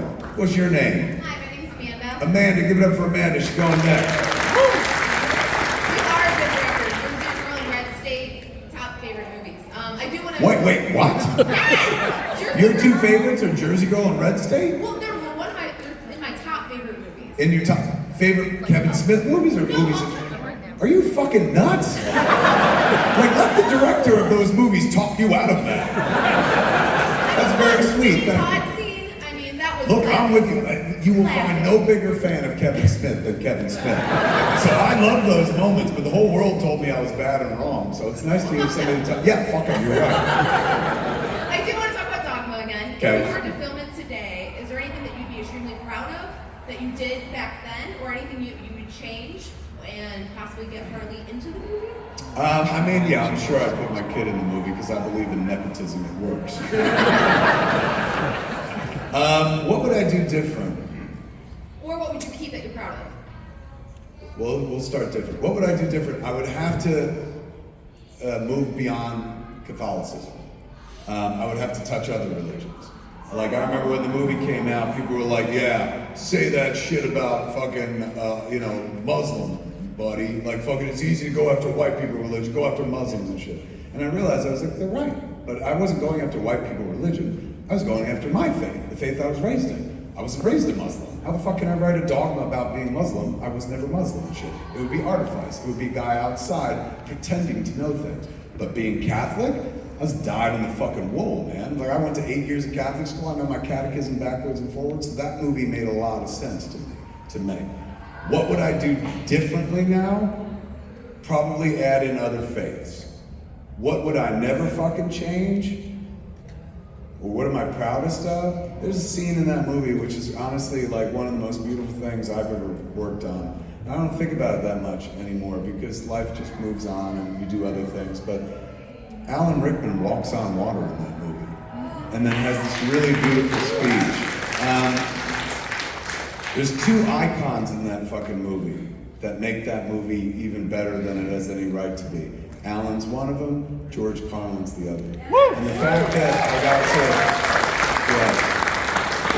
I got to spend any time with either of them on a set, particularly on that movie, is insanely meaningful. George Carlin was a comedian who was a gift to me from my father. He gave me comedy albums all the time. And normally, like, my mom wouldn't let him give me anything that had language and shit like that. My mom was like, you can't let him listen to comedians that curse. He can only listen to good, clean comedians like Bill Cosby. So my father would he'd bring me like Red Fox, and he'd bring me George Carlin and be like, do not let your mother hear you listening to this. You put on headphones and shit. And putting in the headphones, I fell in love with George Carlin. He was like, man used language like nobody else. One of the smartest, well, hands down, the smartest man I've ever met in my entire fucking life. And I was a fan of his forever, but I gravitated toward working with him because of Dogma. And, they asked me, like, who do you want to play Cardinal Blick? And I was like, George Carlin. And so they're like, all right, and Miramax casting people were like, we'll reach out. And so they gave me a number, and I called up Jerry, his manager, and I was like, hey man, my name's Kevin Smith, and we're gonna make this movie called Dogma. Like, we were wondering if George would want to be involved. And he was like, who are you? And I said, I'm Kevin Smith, I made Clerks, Mallrats, Chasing Amy. He's like, no, I never heard of those. And I said, we helped produce Good Will Hunting. He goes, oh, I heard of that movie and shit. I was like, thank you. I said, yeah, this is the movie that follows Good Will Hunting. It's not sequelized, but this is the next thing we're doing. I'd love to get George a script. I know he's going to be on the Conan O'Brien show the same night I am. And he goes, great, bring the script. You can meet George, you give him the script. And I was like, oh, absolutely. Hung up, between the time I hung up and then went to the Conan O'Brien show, George's wife had passed away, rather suddenly and shit. So he was kind of a hollowed out version of himself. In fact, I was shocked he even went and did the appearance, but he didn't do what he was supposed to do. He did a safer desk piece that was kind of older and stuff. You could tell he was fucking bereft and stuff, but he was a guy who believed the show must go on and stuff. So that night, I didn't want to bother him. I gave the script to Jerry's manager. I was like, I don't have to meet him. Just please pass on my condolences and no rush on any of this. And so I went home 2 days later, Jerry calls up and he goes, George would like to meet you and talk about your script. said, holy shit, are you kidding me? He said, yeah, man, we were in New York when the Conan O'Brien show was. And he goes, can you be at the Four Seasons Hotel in Beverly Hills Thursday at noon? And I was like, I fucking will be, absolutely. Is that where he is? I'll totally do that. He goes, yeah. He's going, I couldn't imagine that he was going to engage with your script, but he did. He said he needed a distraction and he wants to talk to you about it. I said, all right. So we made an appointment. I was going to meet George at the Beverly Hills Four Seasons Hotel. And I'm late for everything, never on time for anything. I was an hour early for that. And I got to the place, I picked out a fucking table where I'd see any fucking entry he came in through and shit like that. And it was just me and the waiters and waitresses for 1 hour. And then at noon on the button, George Carlin steps through the fucking door. And this is what he did. The entire restaurant is empty, with the exception of one person, me, sitting at a table. George walks in and goes,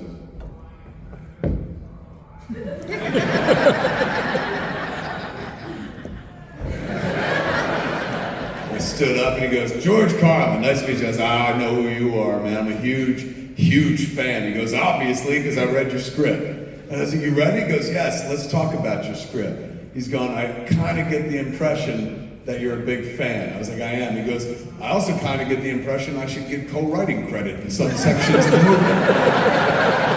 I was like, yes, you were very influential. And he goes, well, I'll tell you, I'd love to be in this because I love anything that fucks with the church. And I said, I know that about you. And he goes, but we got a little problem. I said, what's the problem? He goes, well, as you know, my wife just passed away. I was so sorry to hear that, man. I'm so sorry. He goes, me as well. He's gone, and I'll be honest with you, I'm not ready to take my ring off. He's like, it's just too soon for me. And I know I'd be playing a cardinal, and the cardinals don't wear wedding rings. So it's gonna be a problem. But I figured if you would allow me to put a Band-Aid around my ring, Cardinal Glick could wear a Band-Aid around like his finger, George Carlin could hide his wedding band, and Cardinal Glick would just, I don't know, appear clumsy or something like that because he cut himself. If you could do that, then maybe I could be in the movie. Is that possible? And I was just like, oh my God, you can put Band-Aids anywhere you want, you beautiful man, be my dad. Like, it was just so touching. I was like, fucking absolutely. He goes, great, and I'm fucking in. And working with him was wonderful. This was a guy who was one of the world's greatest comedians. If there's a Mount Rushmore for stand-up comedy, George's face is definitely on it. But it was not his aim. He backed into stand-up comedy, getting there by way of radio. What he wanted to do was features. He wanted to be Danny Kaye. He wanted to be a song and dance man comedian. And it didn't work out for him and shit. He failed by becoming the world's greatest fucking comedian. But he loved acting. And that's why we got along, because I put him in shit. Like, other people wouldn't cast him as much. I was like, he likes to act. Let's fucking let him act and shit. So he would come and be with us all the time, and he treated it so fucking seriously. Like, the dude would literally come up to me and be like, Kevin, I have a question for you as the author of this piece. And we're on Jay and Silent Bob Strike Back. And I'm like, okay, what is it, George? And he goes, well, in the script, I'm giving these assholes shit about the rules of the road, the unwritten book of the road. I said, yes. He goes, now, do I believe in this? Or am I just fucking with these assholes? And I was like, George, you've already given the script more thought than I ever gave it.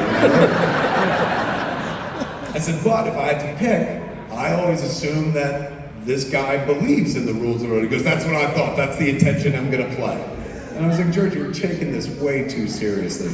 He goes, well, Kevin, do you know anything about acting? He goes, what am I talking about? You've directed me. Of course you don't. He goes, acting is about making a choice. It's about making a choice and implying an intention. And he's going, the intention that I have to imply is that I'm willing to blow truckers for rides. I gotta play that honestly, the most honest intention I can in order for that to communicate to the audience. And I was like, George, it's a joke. He's like, it's a joke to you, but to me, this is a truth that is happening. So I need to understand exactly what my character thinks before I blow this man. I talked him through it, he was like, thank you. I'm like, oh. Adorable. We were driving home from the set. We were shooting out in the middle of nowhere, and base camp was like 20 minutes away. So they were getting ready for the next setup. I was like, George was all done. I was like, I'm gonna drive back to base camp with George, man, drop him off and come back. So he gets in the van, it was so adorable. He gets in the van and a Britney Spears song was playing. And the Teamster driver's sitting there. George gets in the front seat, he goes, oh, can we turn this shit off? And And I was like, you don't like Britney Spears? He goes, I don't like any pop music. I'm old enough to have heard every pop song that ever existed. I love you, you don't love me, you love me, I don't love you. Fuck it, I hate them all. And I said, what do you listen to? He goes, I listen to jazz. I was like, oh, I didn't know you liked jazz. He goes, I don't, but I listen to it because other people hate it too. Because I love to irritate people. I said, well, I can't thank you enough for coming out and playing with us, man. Like, he's a dude who was always on stage somewhere. So for him to come to be in the movie, he had to put things to the side and shit. So I was like, thank you for making the time for us. And he goes, Kevin, you never have to thank me. You keep giving me roles. But I will ask this, one day, write me my dream role if you really want to thank me. I was like, I would fucking totally do that. What's your dream role? And serious as a fucking heart attack, without missing a beat, instantly turns around to me and goes, I want to play a clergyman who strangles 6 children. I was like, well, I already made my religious movie. You know, I was like, but if I think of it, I'll let you know and shit. I did not write that movie. But the next movie I wrote was Jersey Girl. And I wrote a huge part for George. The FedEx in the script, the letter is like, George, this is Jersey Girl. In it, you'll be playing Ben Affleck's dad. You're gonna play Bart Trinky and shit. I wrote it for you. It's got some dramatic weight to it. Let me know what you think. And I love Kevin and shit. Sent it to him 2 days later. Got a phone call from George. He goes, Kevin? I was like, George. I was like, did you get the script? He goes, I did. I was like, did you read it? He goes, I did. I was like, what'd you think? He goes, well, there's a little girl in it, but I don't strangle her. He goes, but I'm sure you know what you're doing. Let's shoot your version of the movie. It's absolute bliss, man. I remember on that movie, we was rehearsing. It was me and him and Ben Affleck.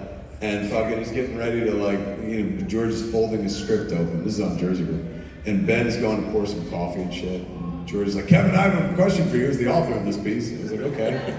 And he goes, I'm always giving Greenie shit, as the character Stephen Root played. He goes, all throughout the script, I'm stepping all over his dick, I'm always up in his face, and there's never a good reason. Like, I'm pretty hostile to him for no good reason. So I want you to know, I came up with a reason. Last night, I wrote a backstory for myself. I was like, you did? He goes, yeah, it's a backstory about how fucking I came to hate Greenie after all these years. It involves a mutual hand job from a woman we know. He goes, I wrote 18 pages of a backstory. I was like, 18 pages? He goes, front and back, man. He's going, I just went to town. He's going, but I want you to know that I've consumed the backstory. And it's in my head, and now I'm gonna throw those pages out, and I will never reference any of those lines in your movie, but when I'm giving Greenie shit, you'll know that I'm pulling from this place, from my backstory. Is that okay? And I fucking turned to Affleck, I was like, why can't you be this fucking good?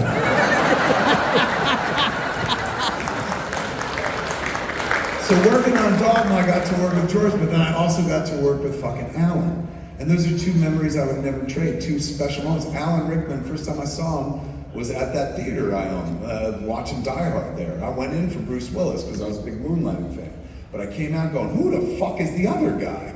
And it took me, let me see, I saw that movie came out, what, 86?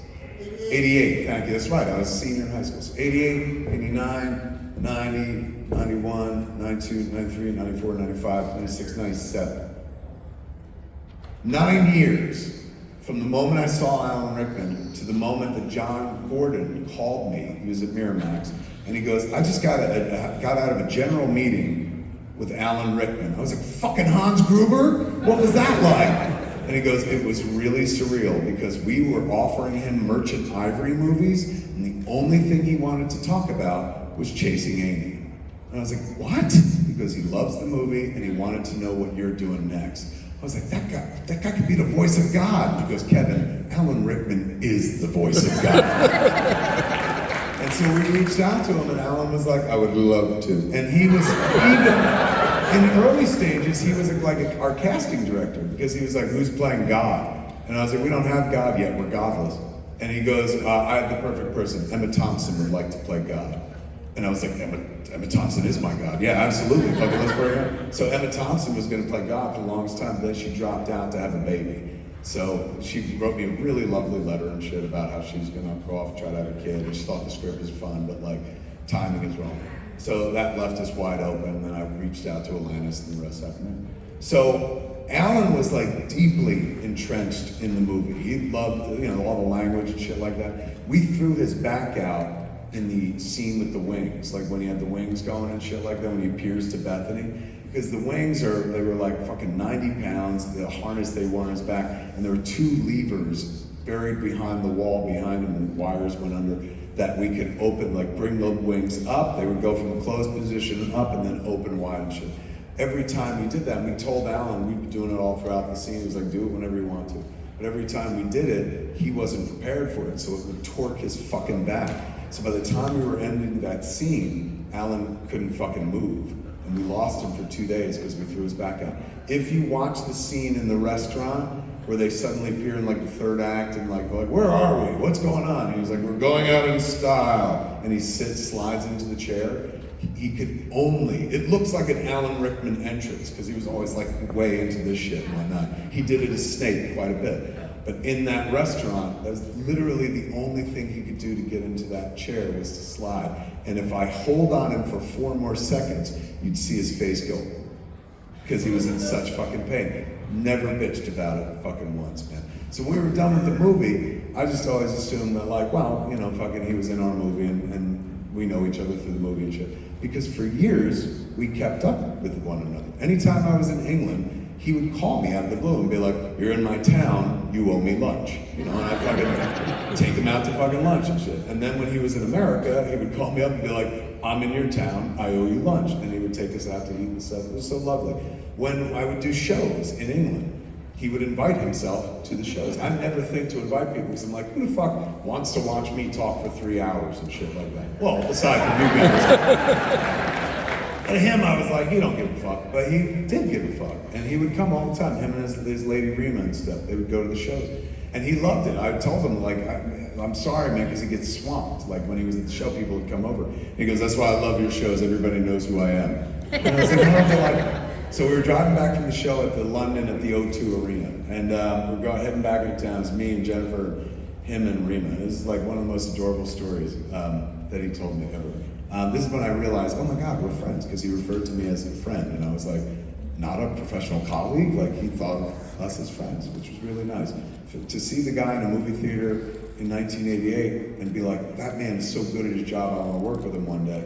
And then to work with him one day and become friends with him, like that was just too much, a bridge too far. I couldn't have expected, and yet it happened. So we're driving back from the O2, and he goes, Kevin, I finally broke down and bought an apartment in New York. Something he'd been fighting for the whole time I knew him and stuff. He would stay in hotels. He didn't want to commit to like getting an apartment. But he was about to direct a play, I Am Rachel Corrie. So he was going to be in New York for a long time. So he's like, I broke down, I finally bought an apartment. I'm not going to do the voice. I said, that's great, where is it? He told me where it is. And I said, that's fantastic, I can come visit you. And he goes, yes, you can come visit, but it's not fantastic. And I was like, why? He goes, because I bought the apartment in the same building where my friend has his apartment. And I was like, who's your friend? He goes, Ray Fiennes.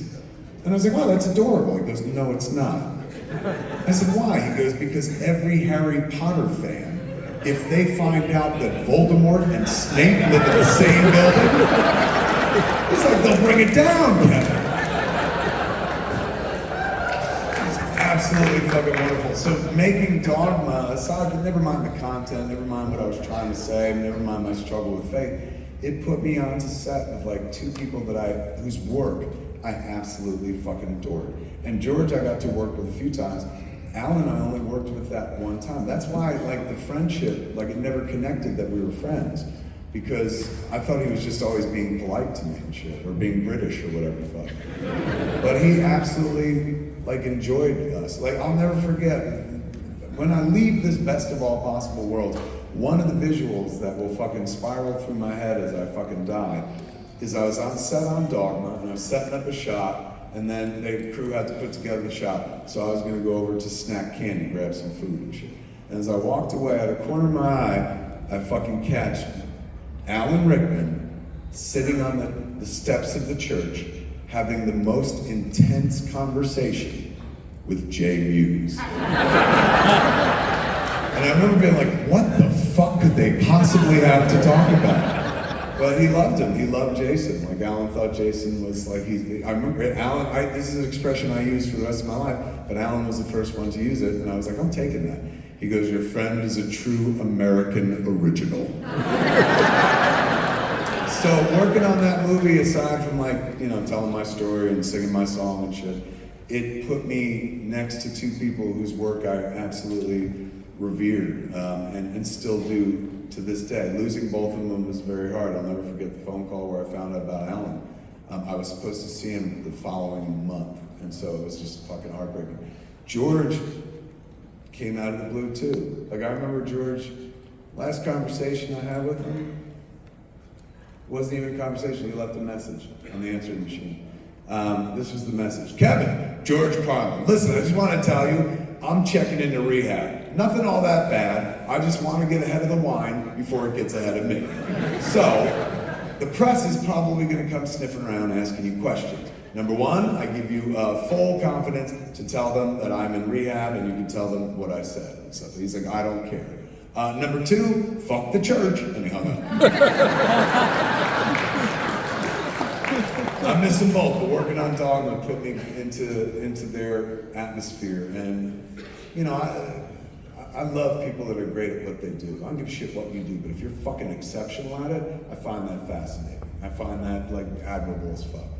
And those two dudes were exceptional at what they fucking do. Like, acting is a very simple job, some would say. It's a job of choices. You're just making a choice on how to say something. That's it. Scrape everything else away. Never mind the make pretend. Never mind the like finding the truth, the lie that tells the truth. Essentially, it's just that. And you're making a choice. This guy unerringly made memorable fucking choices that like I still can't get out of my head and probably never will. It's crazy how often I think about Alan, not in one of my movies, but entering Harry Potter and the Sorcerer's Stone. It was so perfect. Like, it was, I wasn't there when they made the movie. I know Chris Columbus directed it. But I know for a fact Chris Columbus did not tell Alan Rickman to do any of the things that he did. When he like speeds books into that classroom and fucking shuts all the shades, hits the fucking podium, and then calmly fucking says, turn to page 400. And like, that was pure fucking Alan Rickman. He was just absolute magic. So the fact that I got to cross paths with him and George meant everything in regards to that movie. So if there was something that I'm proudest of from that, it's all the work that I did with those two cats, and never got a chance to work with Alan ever again. And one other time, we worked with Alan on the Clerks cartoon.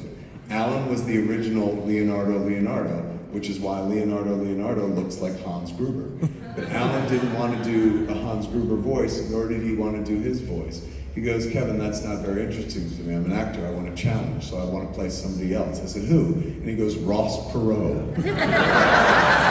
And so he did like 3 episodes of Leonardo, but in this like, hey, get Ross Perot voice and shit. And it was nice, but I was like, this isn't what we were going for at all.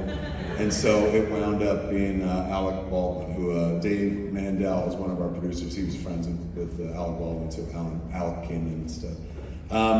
But even though we never worked together, other than that one fucking time, we stayed in each other's lives. He actively stayed in my life. I would never do that to him because I would never presume like, oh my God, that guy's fucking famous and shit like that. But he actively tried to stay in my life. Every year around Christmas, he would call and be like, is the dog on the tree? When we wrapped Dogma, he gave me this tree topper ornament that's an angel and had a dog head on it. And so I was like, oh my God, we're gonna put this on the top of our tree. He goes, well, of course, that's what it's meant for. He's going, but like, you have to do it more than once. And I was like, okay. And so for fucking like 10 years, Alan would call around Christmas and be like, is the dog flying? And I'd be like, it is. And he goes, then all is right with the world. I miss him, so thank you for affording me the chance to talk about it. It means the world. Well, you're in his book. I haven't gotten there yet, but you're in his book. Probably good things. Now there's his book. His diary.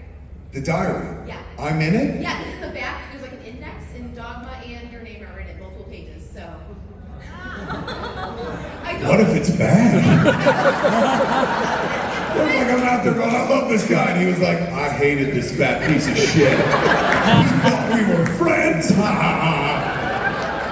Is it really? I'm gonna go to a bookstore and look that shit. I mean, I guess I could just buy the book too. I should do that. Do you have it? Yeah. He's here? No, I live like 10 minutes away, but I can go back. You're very sweet. But you don't have to. Thank you so much, man.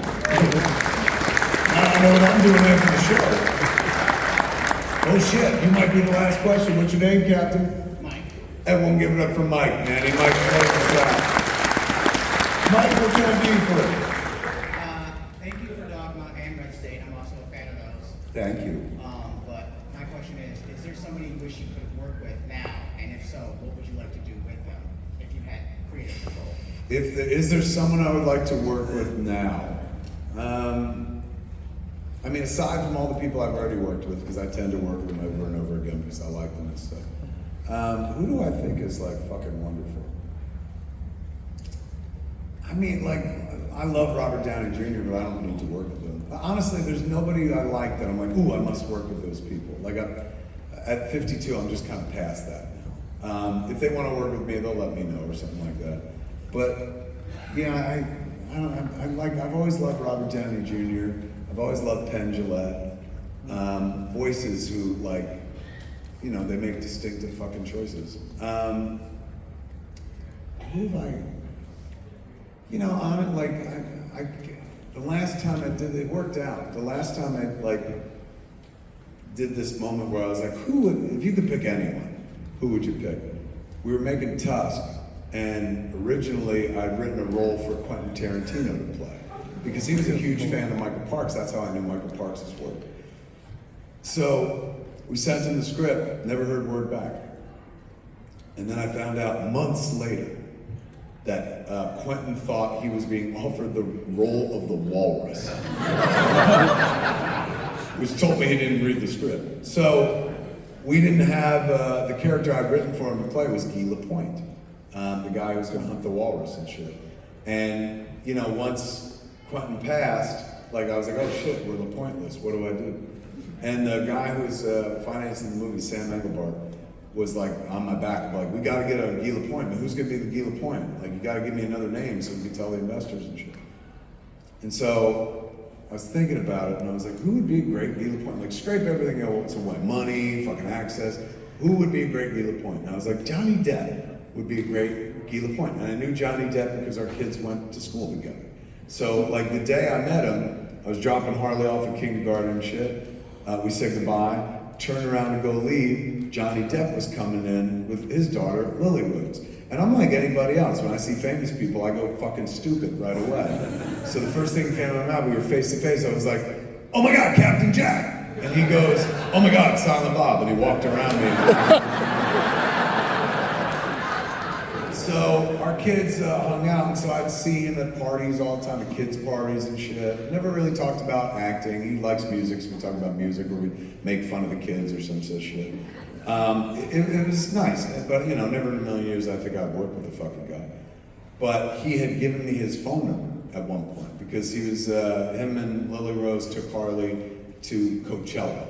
And he came to pick her up and he was like, I'm taking the kids to Coachella, so I'm gonna give you a number and you can call me if you have any questions. I said, I have a question I can ask you right now. And he goes, what? I was like, can I go to Coachella with you? And he goes, Silent Bob, you're so funny. And he left, and I wasn't fucking kidding.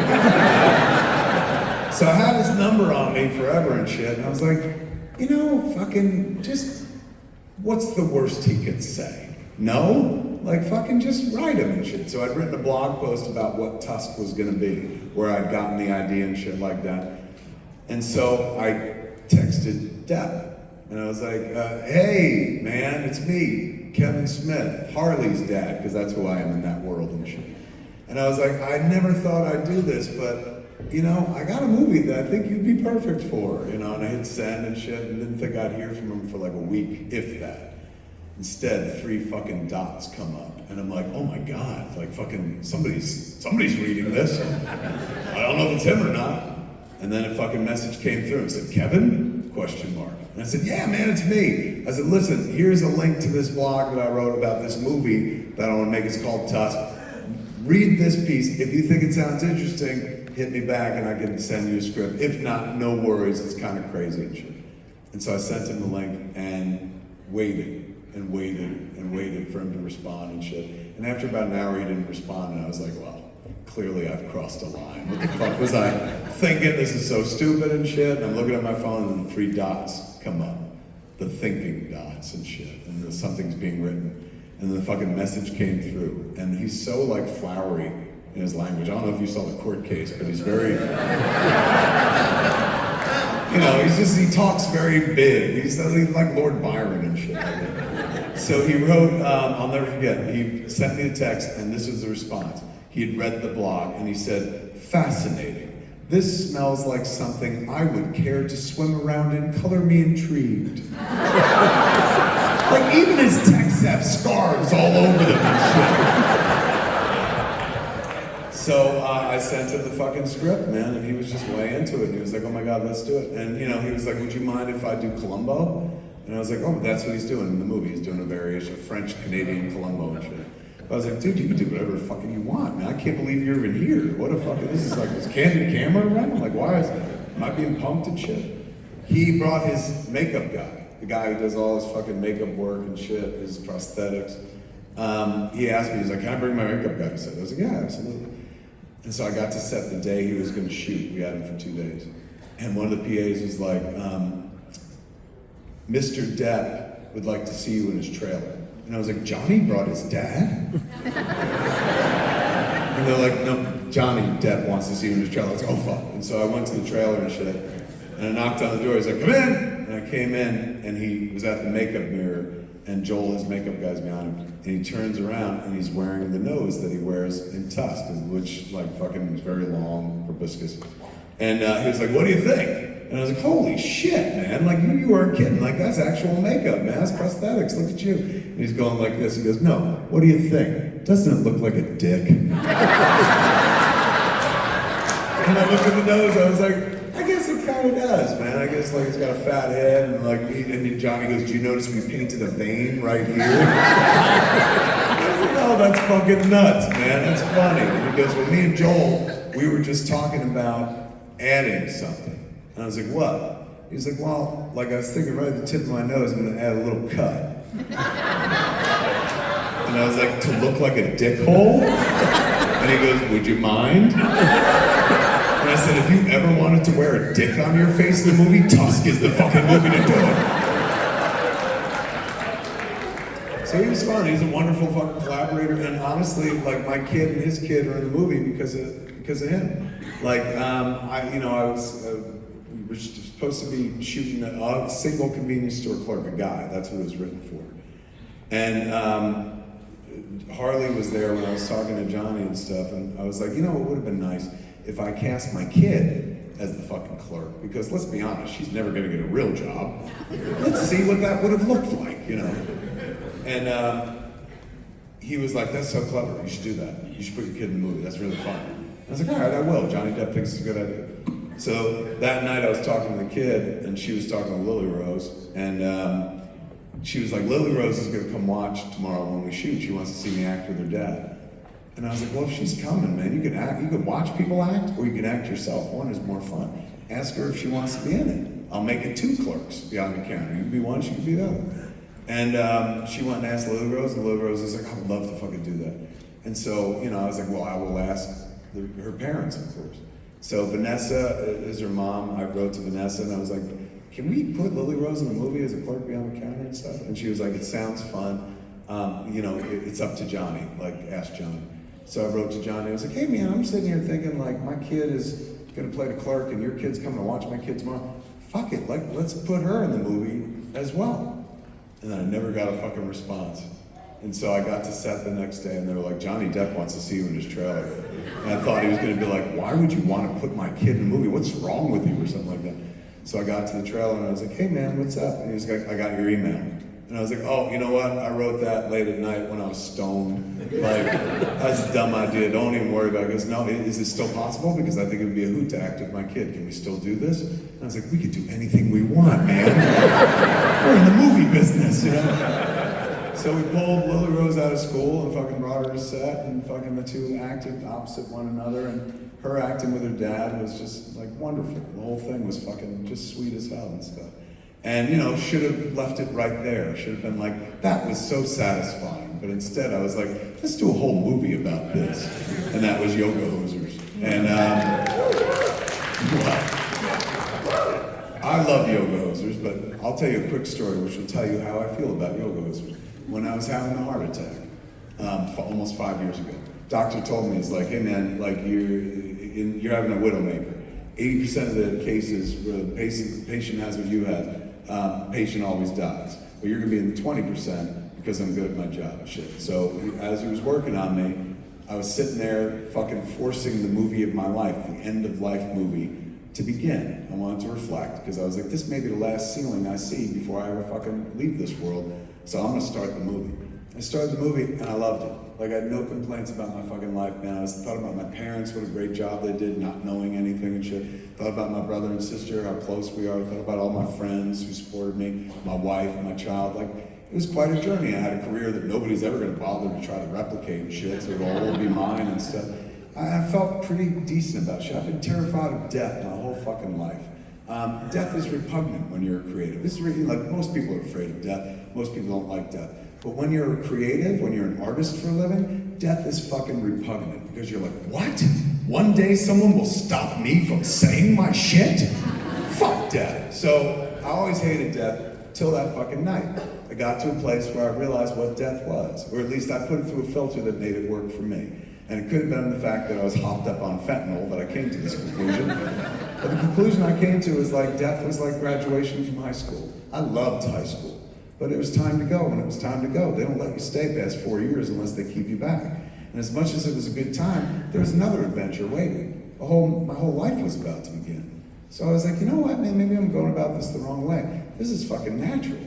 This is the end of the process. Like every story has a fucking conclusion, man, and there's 3 acts and you're in the 3rd act. There's nothing wrong with this. There's nothing to be scared of, man. Like I was getting ready to release. I felt like I was in a good place where I was like thankful for everything that ever happened to me. And you know, if it's my time and I'm being called, I should just go. I shouldn't be like the last guest at the party who's drunk. Is like, hey man, you got any more beer? Let's watch a movie. Like, fucking excuse yourself, push back from the table, and gracefully fucking go wherever that's gonna be. And I got to that place and I felt 100% fucking confident that like, this is it. I'm gonna die and I'm okay with it. And then the notion that filled me with life, as I was laying there looking up at the ceiling, was like, wait a second, if I die tonight, Yoga Hosers is the last movie I ever made. And I was like, you better fucking save me! And thank the Lord he fucking did. Columbus, have you had a good time this evening? I can't thank you enough for coming out, ladies and gentlemen. Make sure you soak up as much of GalaxyCon as you can. Enjoy events like this are wonderful. It brings us all together and we get to meet each other. When I was a kid, we didn't get to do this, man. We didn't get to find each other. We didn't get to go to another state or even another town and find like-minded individuals who are into the same shit as we're in. This is where we become family, not just friends, but we bond in a way, different way. Enjoy this time, man. You'll only get 50 of these in your fucking lifetime. Enjoy every one of them. I love you all. Good night, Ohio.